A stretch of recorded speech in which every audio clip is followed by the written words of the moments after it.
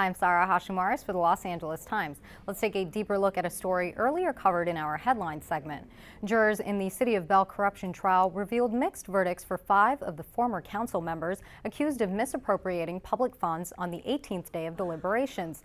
Bell pastor Luis Artiga was the only ex-councilman to be exonerated on all 12 counts against him. Earlier, I discussed the verdicts and what's next in the corruption scandal with Times senior writer Jeff Gottlieb. Jeff, were you surprised by any of these verdicts today? I'm surprised at the split that they found the defendants guilty on some counts having to do with one group of authorities, not guilty having to do with others. That surprises me, and I'm waiting to eventually, hopefully, talk to the jurors to find out what their reasoning was. And what about Bell City residents? How has their reaction been? Well, I think Bell City residents have been so angry for so long at these city council people that probably anything other than guilty on everything would probably anger them.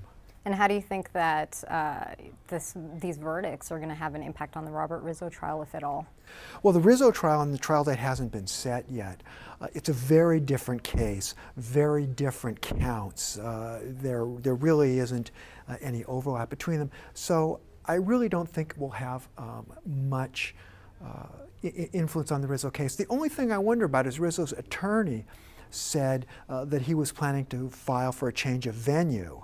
The idea being that claiming they couldn't get a fair trial in Southern California. And I wonder if this makes it more difficult to get a change of venue, considering that the defendants were found not guilty of some charges. And now the jury is still out on about half of the counts after like 18 days of deliberation. Right. Where are we on that? Well, what can we expect? the jurors were deadlocked on some counts. We're waiting to see what the judge tells them to do, whether the judge says, okay, fine, you're deadlocked, or the judge says, go back and try to think about it some more. We know that it was a 9-3 split. We don't know which side.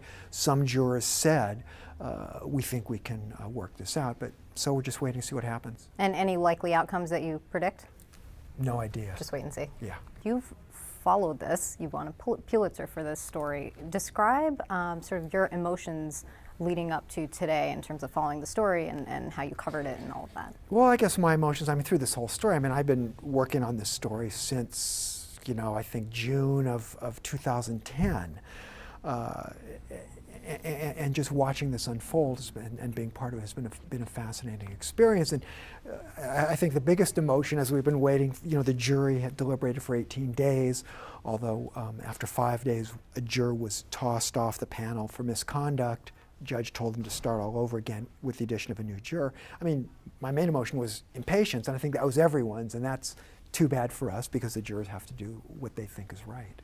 For more on the Bell trial verdict and other headlines, keep up with our ongoing coverage on LAtimes.com.